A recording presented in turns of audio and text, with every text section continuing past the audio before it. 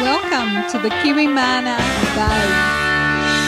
Hello everyone, it's Gary here, and this is the Kiwimana Buzz. This is a beekeeping podcast from the hills of the Waitakere Ranges in West Auckland, New Zealand. And we talk to people around the world, and we discuss beekeeping news and tricks you can use to improve your beekeeping on a daily basis. Last December, we went down to Hamilton to attend an event with Cliff Van Eaton and Dr. Peter Mullan. And Cliff's just recently written a book about Manuka. It's called Manuka, the Biography of an Extraordinary Honey. And in this small podcast, he actually discusses his book and the history of Manuka honey in New Zealand. And coming soon, Dr. Peter Molan will be presenting his talk about Manuka honey and his work with the antibacterial bandages and combating MSRA, and other infectious viruses. And also, we actually did a video of this presentation as well. So if you click on the show notes at kiwimana.co.nz/67 or go into YouTube and look at our YouTube channel, you can actually find the video of the presentation by Cliff, and so you can actually see the slides that he talked about in the thing. So we've actually started to educate ourselves on how to do video editing, so that was an exciting experience, and yeah, we had great fun doing it, and I enjoyed every minute. So I've actually seen this video several times now, so I actually got more out of it every time I saw it. So there's some really good tidbits there. There's some really good history lessons from honey around the world and from New Zealand, and it's just really interesting. Some really interesting old stories. So sit back and have a listen to Cliff Van Eaton talk about Manuka honey, the biography of an extraordinary honey. Hi everyone, and thanks for coming. My name is Cliff Van Eaton, and of course I'm the author of Manuka, the Biography of an Extraordinary Honey. We're also really fortunate to have a special guest with us here tonight. He's of course Dr. Peter Mullan, the discoverer of the unique antibacterial property of Manuka honey, as well, and I think we need to make sure this is understood as well, the inventor of the alginate-based Manuka honey dressings that are now used in hospitals around the world. So what I'd like to do now is make a presentation, a sort of TED Talk. You all heard of what TED Talks? Yeah. Go onto the internet and you'll find out about them. They're short, snappy talks. I'm going to do a TED Talk about my book that I've been giving in various venues around New Zealand in the last month or so. And following that, Peter has very kindly offered to share a few words with us about what it's been like these past 35 years doing research on Manuka honey. Recording the proceedings tonight, we've got two people happening here. We have Gary Fawcett from Kiwimana. So, thank you. Hi, Gary. Kiwimana is a beekeeping website here in New Zealand that has a great following around the world for its many beekeeping podcasts. You must have about 60 of them now, is that right?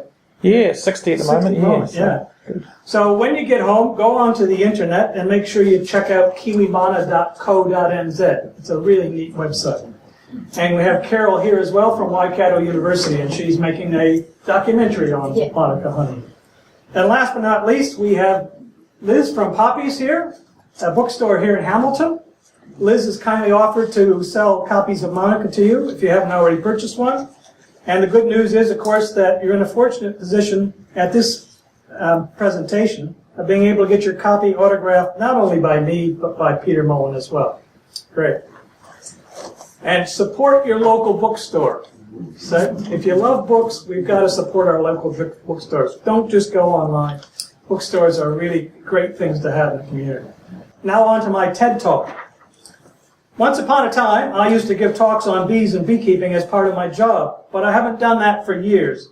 So please excuse me as I take off my glasses now and read from this script that I've written for myself. I especially need to do this since, as a good friend recently pointed out, on a book tour, an author is supposed to read from his book. And that, in fact, is what I'm going to do as well. But my readings are going to be part of something else. Rather than describe in too much detail what's in the book, because after all, I want you to go out and buy a copy, I thought I'd present a few take-home messages, some interesting ideas and conclusions you'll find in its pages. My readings from the book will hopefully help reinforce those messages. So here we go. The first take-home message from the book is the idea that science is often about serendipity.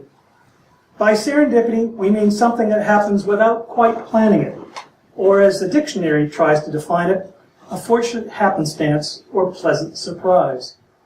As it turns out, the history of science is full of serendipity.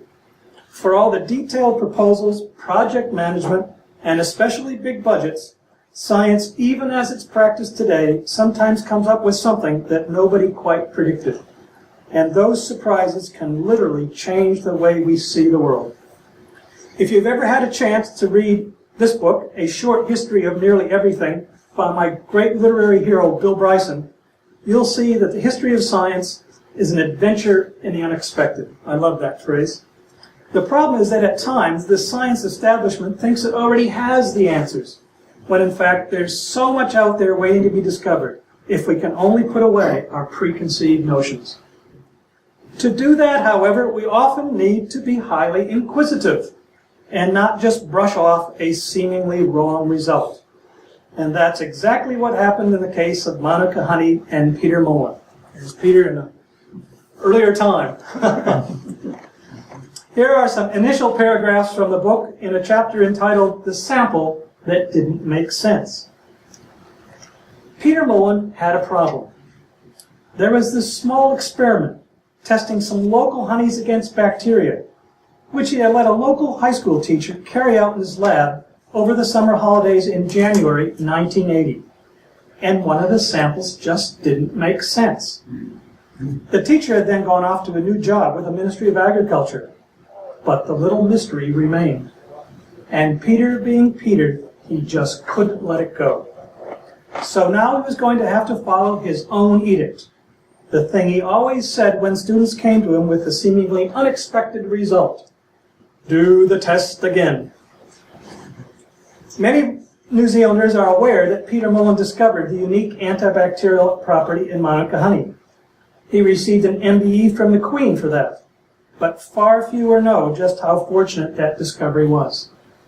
If he hadn't tested that single sample of Manuka honey, and then gone back and repeated the test on a lot more samples to show that it wasn't some sort of a mistake, the world might never have learned just what a special substance it really is. Take-home message number 2 is one I haven't really seen presented quite the same way anywhere else, but it really helps explain in the simplest way possible why honey just has to be an antibiotic substance. Wait for it. Bees cook. While I was in the midst of researching this book on Manuka honey, I read a book by another of my favorite authors, Michael Pollan, entitled Cooked, A Natural History of Transformation. In it, he explains that what we really mean by cook is changing food to both preserve it so that it doesn't spoil, and subjecting it to various processes so that it's more digestible and we can absorb more of its nutrients. Mankind's, or probably womanskind's, discoveries in this regard allowed our species to change from hunters and gatherers, never quite knowing where our next meal might come from, to farmers who could produce crops, store them in ways like cheese and pickled vegetables and thankfully beer that wouldn't go off, and greatly increase our ability to get the goodness locked up inside something like a kernel of wheat or a hard soybean. Anthropologists all agree it was our newly formed ability to cook that allowed us to settle in one place and develop something we now call civilization. Well, when I read Pollan's book, a thought occurred to me. A little serendipity, in fact, that I explained in the second chapter, a chapter entitled, You Never Can Tell with Bees. If you accept Pollan's definition, it turns out we're not the only ones who cook. Honeybees transform the raw materials they collect from flowers as well. They may not be cordon bleu chefs, but they're masters at fitting the most amount of nutrient into the least amount of space, and doing things to it to make sure that it doesn't spoil. We humans aren't the only animals who are able to preserve food so that we can eat it later on. Honeybees even change nectar and pollen to make it easier to digest, which of course is another reason our ancestors originally learned how to transform the grains, roots, and meat we consume. Honeybees follow their own recipe. Here's bees cooking, by the way. Bees transferring nectar, and then bees fanning out in front of the hive. And honeybees follow their own recipe, including their own version of some secret herbs and spices. For instance, they add a special ingredient they make called invertase that changes or inverts sucrose nectar into more readily digestible glucose and fructose in honey. They also add another ingredient they make called glucose oxidase that, in addition to changing the honey's acidity, produces a natural antibiotic hydrogen peroxide if the honey is diluted.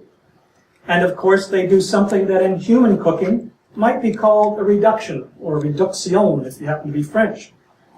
Lowering the moisture content in the honey to the point that it becomes so supersaturated, it literally sucks the life out of bacteria or fungi that try to grow it.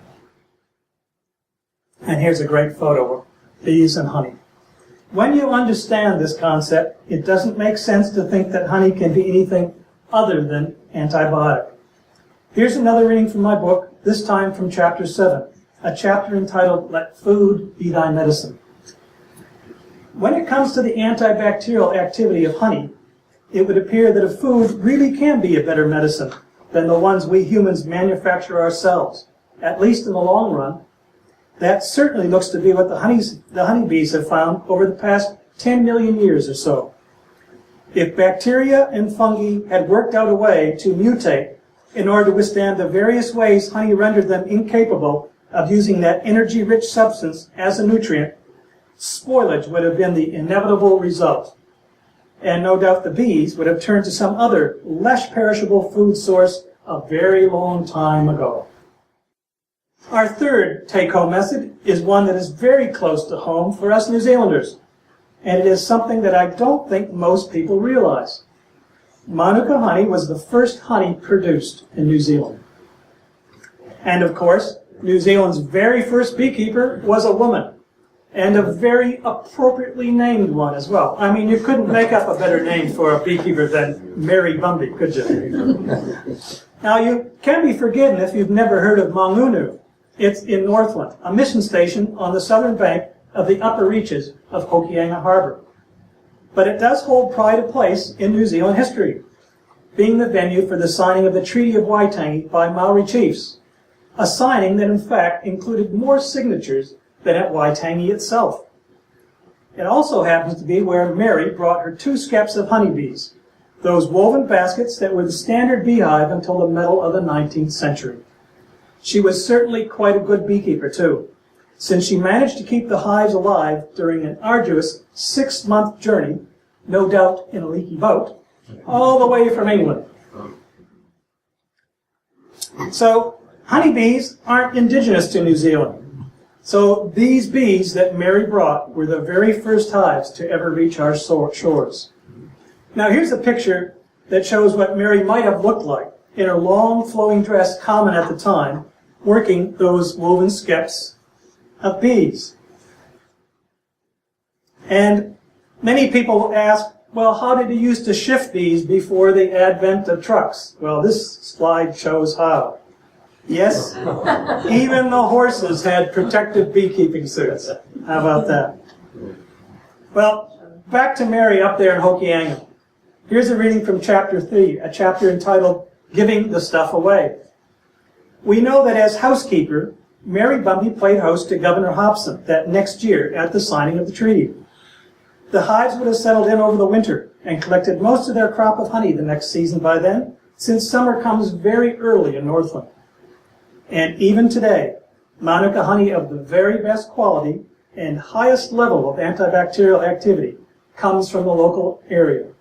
So it is more than likely that this type of honey is what she would have harvested as well. Without a doubt, Manuka honey would therefore have been the first honey ever produced in New Zealand.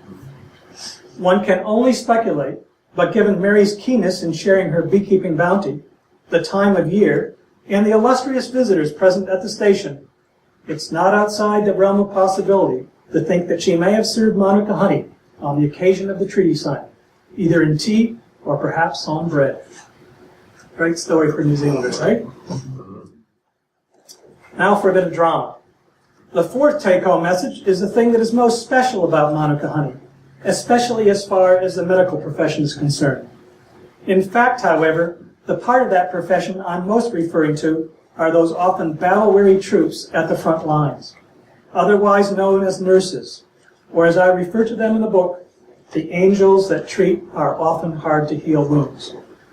These are people like Julie Betts from New Zealand and right here in Hamilton, and Cheryl Dunford from the UK, along with scientists like Peter Molan and Rose Cooper, who realized just how important Manuka honey could be in improving sick people's lives, and sometimes even saving them from death. The take-home message is simple. Manuka honey, with its unique antibacterial activity, is a great wound care product.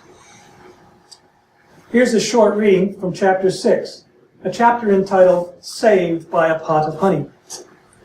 Honey is a great wound dressing, but it went out of favor with the advent of modern antibiotics. The wonder drugs were seen as a solution to bacterial infections in wounds and burns, even though gauze bandages and antiseptic ointments didn't necessarily produce either the fastest or the best results. Honey, on the other hand, was capable of doing two things together that modern systems of wound care could not: provide a moist environment required for the best tissue regrowth, while at the same time ensuring that the environment remained sterile and in fact killed any bacteria that might venture in. And of course, the amazing discovery about Manuka honey was its ability to kill bacteria, even when the honey was highly diluted, and especially bacteria that had become resistant to all the standard antibiotics. Here's a picture of Rose Cooper from the University of Cardiff, a colleague of Dr. Mullan's, and she's looking through those petri dishes, you know, that we always used to test and grow up bacterial colonies. This is Staph aureus, and it's golden staph, or MRSA, the type of Staphylococcus bacteria that sometimes closes down hospital wards. Here we see it growing on the plates, and here the same bacteria on a plate where Manuka honey was placed at a high dilution rate. And you can see no bacteria were growing on the plate. Bacteria are great at mutating. And if even one or two of them can withstand the effect of an antibiotic, those bacteria soon become literally billions. Manuka honey, on the other hand, kills bacteria a number of ways, and that may well be beyond the powers of even the craftiest bacteria to overcome. The chapter itself takes its title from the outcome of a TV program that appeared on the BBC in 2000. In it, a brave young man named Aaron Phipps told his story of literally coming back from death's door. In January 1999, Aaron contracted meningitis C, and with it meningococcal septicemia, in effect a poisoning of the blood brought on by the disease-causing bacteria. Blood seeped into his tissues at the extremities, and the tissue itself began to die. The pain was so severe that he was put into controlled coma for 2 weeks. Finally, medical staff were forced to do the unthinkable. They amputated the ends of both his legs and the tips of most of his fingers. But his problems were far from over. He was left with lots of lesions on his legs from the meningitis, which, even after numerous skin grafts, wouldn't heal. And his pain threshold went right down so that everything, even just touching him, was really sensitive.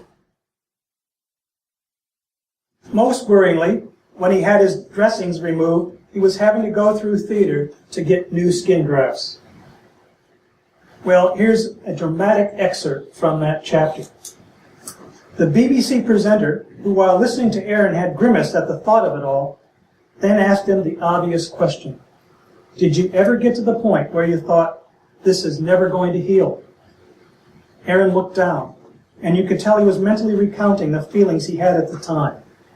Yeah, there was a point. You just started to think after all those months. It gets to you. You think, well, this is it. Is it ever going to heal? There was silence on the set, but only for a second, because Aaron quickly looked up again, cocked his head, and gave the presenter a little wink. And then honey came along, he smiled.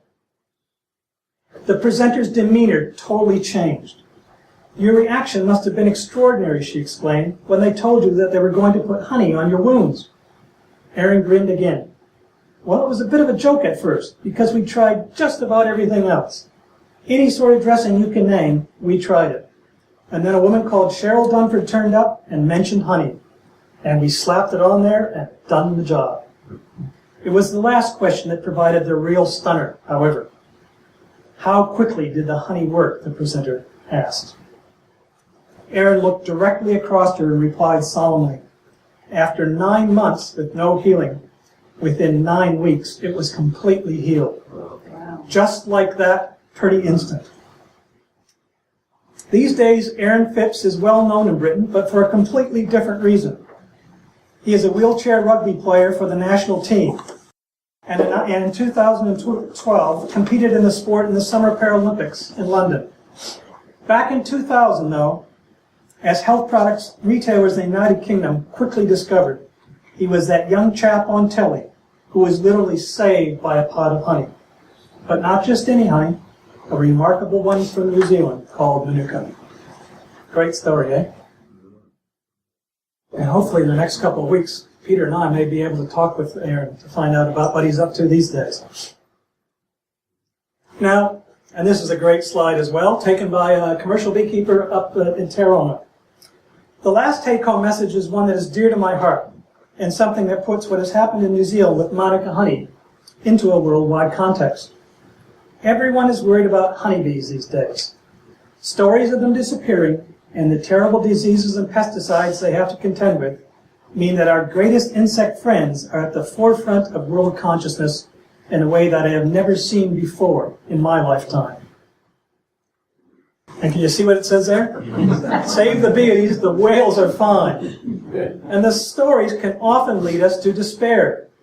This is even when a supposed quote by Einstein that if beekeepers disappear, we as a species only have a couple of years to live, have been shown to be A, not anything the great man actually ever said, and B, not true based on the fact that over 70% of the food we eat, or that the animals we eat consume, come from plants like wheat, corn, and rice that are actually wind-pollinated.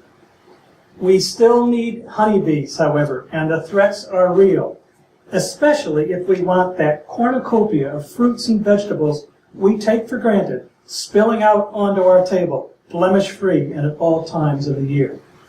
This is especially the case in places where the growing of things like pippin-stone fruits, kiwi fruit, and nuts like almonds have become so industrialized and monocultural that it is essential to bring in hives of bees to pollinate those crops.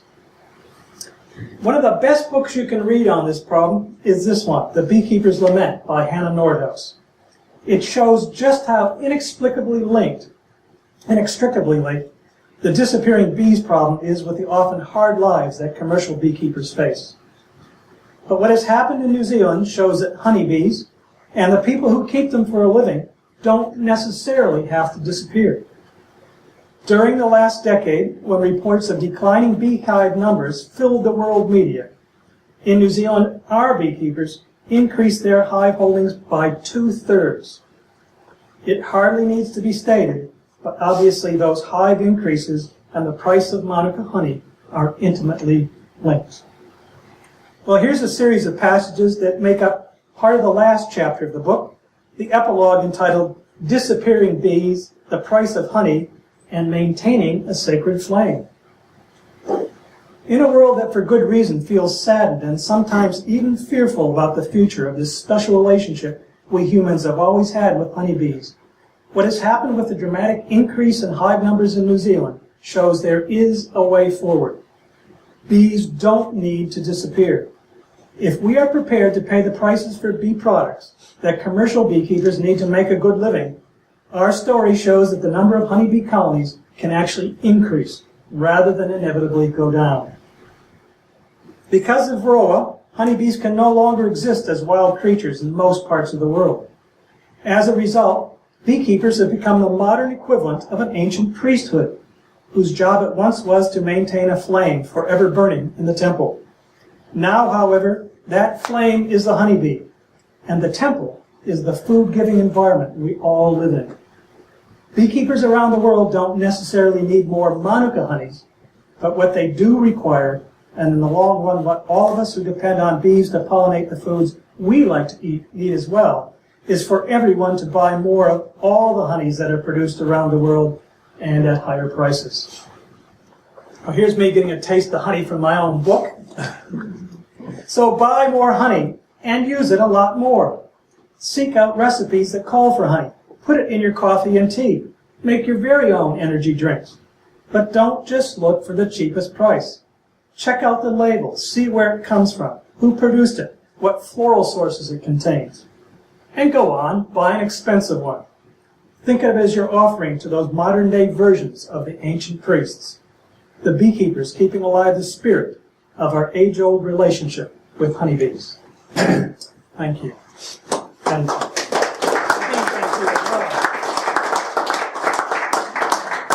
okay, if I could just have maybe 5 more minutes, I'd like to actually take you on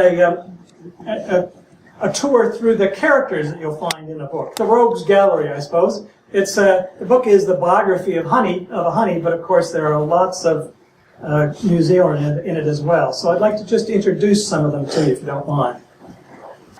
As I alluded to in my presentation, when you read the first chapter of the book, you may be surprised to learn that it was actually the head of science at Otrahonga High School, just down the road, in fact, on his way to becoming a government beekeeping advisor in Palmerston North, who had the original idea to test some New Zealand honeys for antibacterial activity.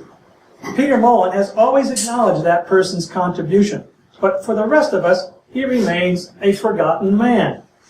His name is Kerry Simpson, and we owe a real debt to him, especially given that he only brought 3 honey samples to the lab at Waikato University that summer's day in 1980, and one of them happened to not only be Manuka honey, but a sample the bees produced for a variety of the Manuka plant that thankfully had high activity.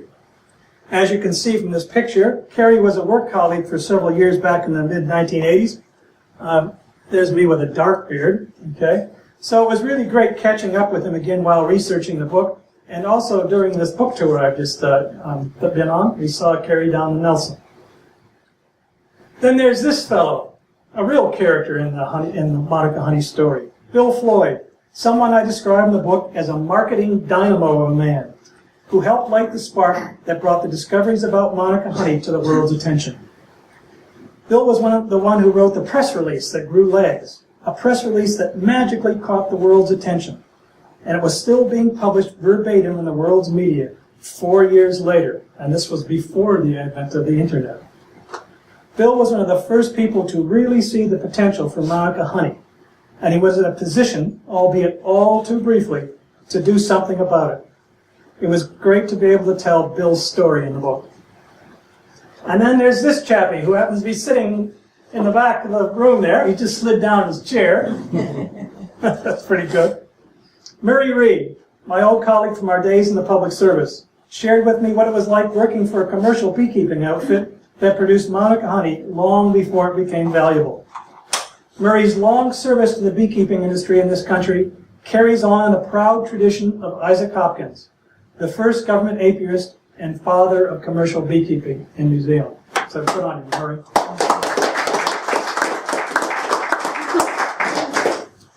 And in the same vein, there's this chap, Malcolm Haines, who offered his memories in the book. Malcolm's father pioneered honey production in the far north of the North Island, when there was Manuka as far as the eye could see. It's all now dairy farms, by the way. And it was Malcolm who gave a speech at a honey conference in Taupo in 1976, back when some beekeepers were literally having to give Manuka honey away, and I'm not exaggerating. To an incredulous audience, Malcolm said, and I quote, "Manuka honey is a good honey to market, and its demand will certainly increase."